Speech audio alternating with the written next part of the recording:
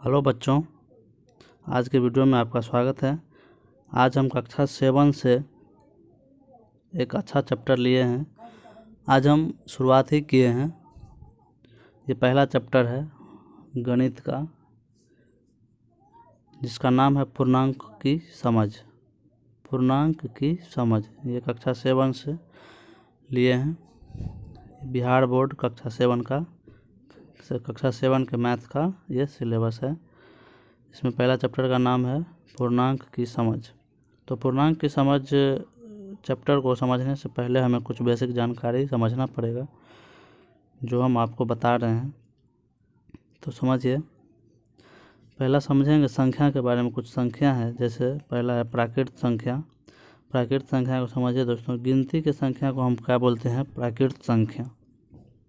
गिनती की संख्या को क्या बोलेंगे? प्राकृत संख्या। जैसे 1 2 3 4 5, इसी तरह से डॉट डॉट आगे बढ़ते चलता है। समझ गए दोस्तों? गिनती की संख्या को हम प्राकृत संख्या कहते हैं। ये गिनती की संख्या हम हमेशा यूज करते हैं। हमेशा तो दैनिक जीवन में बहुत उपयोग करते हैं, जैसे जोड़ने में, घटाने में, बहुत सारे चीज़ करने में। किसी को रुपया देते हैं तब भी जोड़ते हैं, किसी को हम से लेते हैं तब भी जोड़ते हैं, 1 2 3 इसी तरह से। तो गिनती की संख्या को प्राकृत संख्या हम कहते हैं। अगला है पूर्ण संख्या। पूर्ण संख्या यानी कि इसको हम जब प्राकृत संख्या में 0 को शामिल कर देते हैं तो क्या हो जाता है? पूर्ण संख्या। समझ गए दोस्तों? प्राकृत संख्या में 0 को शामिल कर लेने से पूर्ण संख्या हो जाती है। तो यहाँ पे एक बात याद रखिएगा दोस्तों, कि प्रत्येक प्राकृत संख्या पूर्ण संख्या हो सकती है, लेकिन प्रत्येक पूर्ण संख्या प्राकृत संख्या नहीं हो सकती है, क्योंकि प्राकृत संख्या में 0 नहीं है, इसलिए पूर्ण संख्या प्राकृत संख्या नहीं हो सकती। चलिए आगे देखिए। पूर्ण संख्या समझ गए। अब एक चीज़ याद रखिएगा दोस्तों, पूर्णांक संख्या, ये जो चैप्टर है उसको समझने के लिए पूर्णांक संख्या समझना पड़ेगा। उससे पहले समझिए धनात्मक क्या होता है और ऋणात्मक क्या होता है। धनात्मक होता है पॉजिटिव साइन और ऋणात्मक होता है निगेटिव साइन, यानी कि प्लस और माइनस। धनात्मक प्लस होता है और ऋणात्मक माइनस होता है। अब देखिए पूर्णांक संख्या। धनात्मक संख्या एवं ऋणात्मक संख्या के समूह को हम क्या बोलेंगे? पूर्णांक संख्या। जैसे -3 -2 -1 0 +1 +2 +3, इसी तरह से आगे बढ़ते चलते।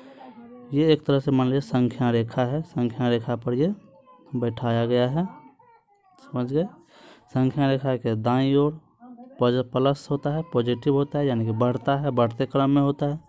और संख्या रेखा के बाईं ओर घटते क्रम, यानी कि छोटा होता है और घटते क्रम में होता है। धनात्मक का साइन समझ गए प्लस, और ऋणात्मक का साइन समझ गए माइनस। चलिए अब आगे देखिए।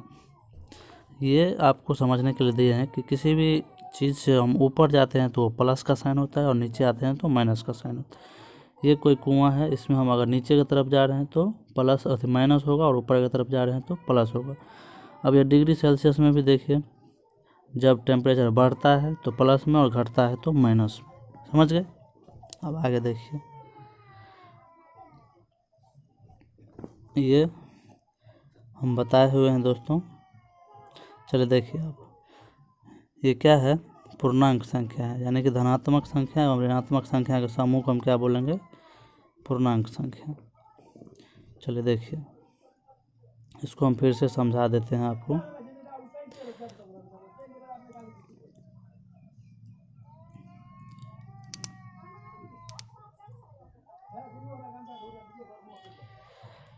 चलिए अब देखिए, यहाँ पे अभी बताए थे कि धनात्मक और ऋणात्मक संख्या, जैसे -2 -1 0, फिर +1 +2, इस तरह से संख्या रेखा होती है। तो संख्या रेखा के जब हम दाईं ओर बढ़ते हैं, दाईं ओर, तो क्या होता है कि ये बढ़ता है और बढ़ते क्रम में होता है। और जब बाईं ओर जाते हैं तो ये घटता है, यानी कि घटते क्रम में बढ़ता है, घटते क्रम में चलता है। तो ये 0 के बारे में भी कुछ हम जान लेते हैं दोस्तों। ये 0 जो है, शून्य जो है, ये धनात्मक संख्याओं से छोटी है, और लेकिन ऋणात्मक संख्याओं से क्या है? बड़ी है। इस सब से धनात्मक संख्या से ये क्या है? छोटी है,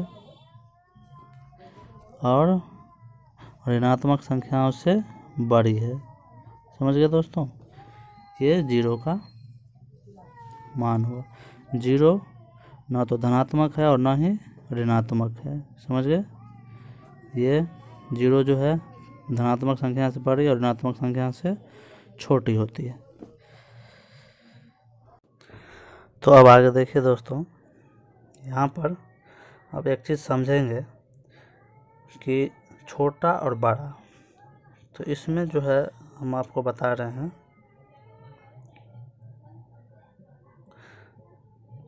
फिर से हम आपको समझा देते हैं।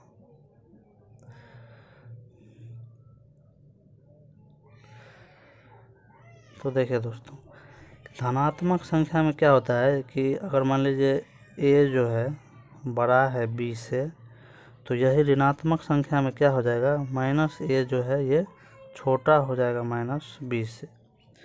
अब पूछिएगा कैसे, तो हम ले लेते हैं 5 लेते हैं एक संख्या और एक लेते हैं 4।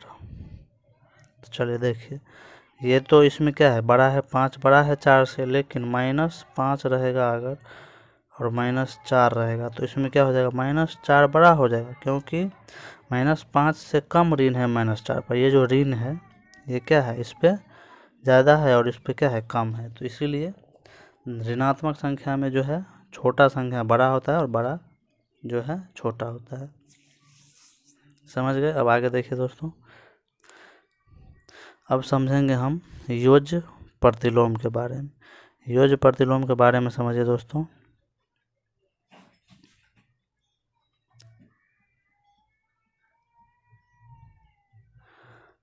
योज्य प्रतिलोम समझिए। योज्य प्रतिलोम वो होता है जब कोई भी दो संख्याओं को जोड़ने पर 0 प्राप्त होता है। तो अब कैसे 0 प्राप्त होगा, देखिए।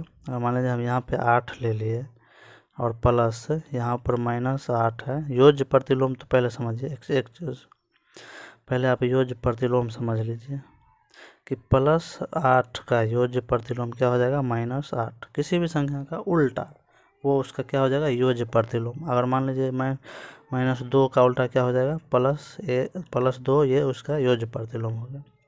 अगर +2 का योज्य प्रतिलोम पूछे तो -2।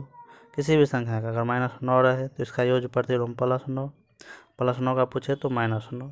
इसी तरह सभी संख्या का होगा। तो आप समझिए, तो योगात्मक प्रतिलोम आप समझिए। योज्य प्रतिलोम समझ गए। अब योगात्मक प्रतिलोम समझिए। योगात्मक प्रतिलोम वो होता है जब किसी भी दो संख्या को जोड़ने पर 0 प्राप्त होता है। अब मान लीजिए यहाँ पे 8 है प्लस यहाँ पे -8 है, तो ये क्या हो जाएगा, 0 हो जाएगा। ये प्लस माइनस होता है, तो 8 - 8 0। ये हम आगे समझाएंगे इसका रिलेशन। प्लस माइनस क्या होता है, minus, minus minus plus, plus minus minus, minus plus minus, इस तरह से होता है। चलिए समझिए। अब हम आगे समझा रहे हैं आपको। तो किसी भी, देखिए, कोई अगर प्लस रहे, प्लस गुना माइनस क्या हो जाएगा, माइनस, प्लस गुना प्लस क्या हो जाएगा, प्लस, और माइनस गुना प्लस क्या हो जाएगा, माइनस, और प्लस गुना माइनस क्या हो जाएगा, माइनस। एक ही कंडीशन में आपका प्लस होगा और सभी कंडीशन में क्या हो जाएगा, माइनस होगा। ये गुणा का है। अब जोड़ में देखते हैं। जोड़ में देखिए दोस्तों, जोड़ में देखिए, जोड़ में क्या होता है। जोड़ में अगर यहाँ पे हम प्लस लिए, प्लस जोड़ प्लस क्या हो जाएगा, प्लस। अब देखिए माइनस जोड़ प्लस क्या हो जाएगा, ये कंडीशन पर, ये अंक पर निर्धारित होगा कि क्या होगा। प्लस भी हो सकता है और माइनस भी हो सकता है। अगर माइनस का संख्या ज़्यादा है तो माइनस होगा, समझ गए दोस्तों। अगर प्लस का संख्या ज़्यादा है तो प्लस होगा, समझ गए दोस्तों। अब माइनस जोड़ माइनस, ये क्या हो जाएगा, हमेशा माइनस होगा। तो ये चीज़, 3 चीज़ समझ गए। बस इसी पर आपका सवाल हल होगा इस चैप्टर में, समझ गए। तो ये चैप्टर का अब आप सवाल आसानी से बना सकते हैं। अब एक दो और है बेसिक, ये आप समझिए इस। चलिए देखिए, अब समझिए दोस्तों। अब आप समझिएगा क्रम विनिमय नियम क्या है। क्रम विनिमय नियम। क्रम यानी कि 1 2 3 और विनिमय का मतलब होता है आदान प्रदान, अदला बदली।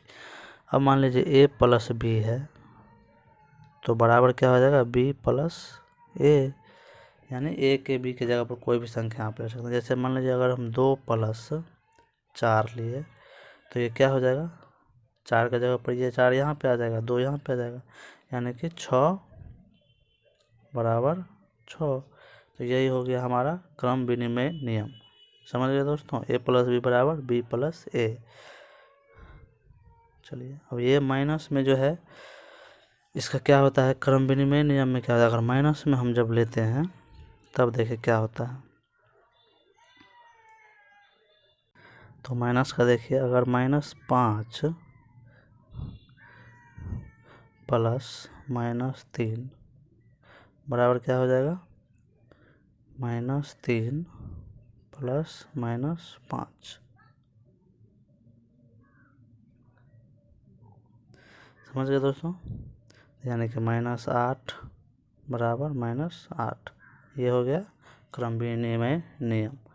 ये जोड़ का है अभी। अब एक और समझिएगा दोस्तों, साहचर्य गुण या सहचरी भी इसको बोलते हैं। साहचर्य गुण क्या होता है, इसमें होता है कि जैसे a प्लस बी प्लस सी है तो एक बार ये कॉस्ट में आ जाएगा, फिर a प्लस बी कॉस्ट में आ जाएगा और c बाहर हो जाएगा। तो अब मान लीजिए 3 संख्या लिए कि 2 3 4, इसको हम किस तरह से लिखेंगे, 2 प्लस 3 प्लस 4। आगे समझिए, यहाँ पर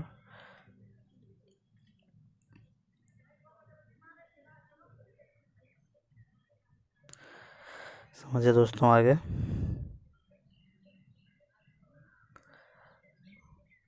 चलिए यहाँ पे देखिए 2 प्लस 3 प्लस 4, तो एक बार इसको कॉस्ट में ले लेंगे और यहाँ पर 2 प्लस 3 को एक बार ले लेंगे और 4 को अलग कर देंगे। तो देखिए संख्या क्या होता है, बराबर होता है कि नहीं।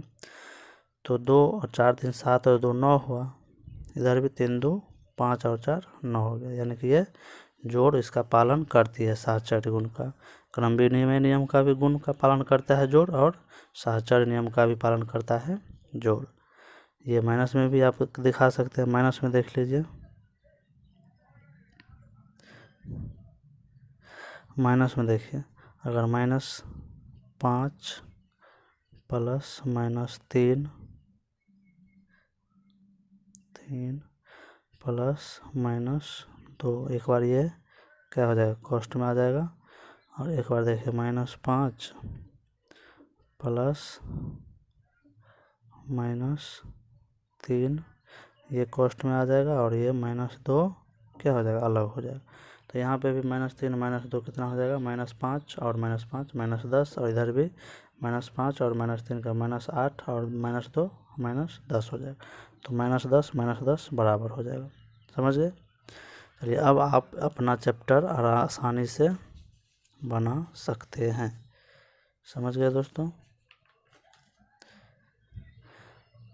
तो हम चैप्टर से कुछ सवाल ले लेते हैं। जैसे आपके 1.1 प्रश्नावली 1.1 में दिया गया है कि पहला सवाल है, -5 और 5 के बीच का सभी पूर्णांक लिखिए। -5 और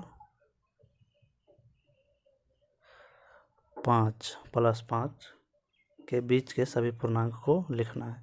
इस बीच में क्या हो जाएगा, -4 आएगा, -3 आएगा, -2 आएगा, -1 0, फिर 1 2 3 4, ये सभी इसके बीच में आ जाएगा। तो इसी तरह से आप बना सकते हैं। और है, और समझिए, एक एक करके हम सवाल बता देते हैं। दूसरा में है, 2 में है कि बड़े पूर्णांक पर घेरा लगाएं। तो बड़ा पूर्णांक पर अब जैसे -20 है पहला सवाल और 4 है, तो इसमें बड़ा पूर्णांक कौन सा है, तो ये 4 पर हम घेरा लगा देंगे, क्योंकि इसमें कोई भी ऋण नहीं है, इसमें ऋण लगा हुआ है, तो ये छोटा हो जाएगा और ये बड़ा हो जाएगा। चलिए अब तीसरा देखिए।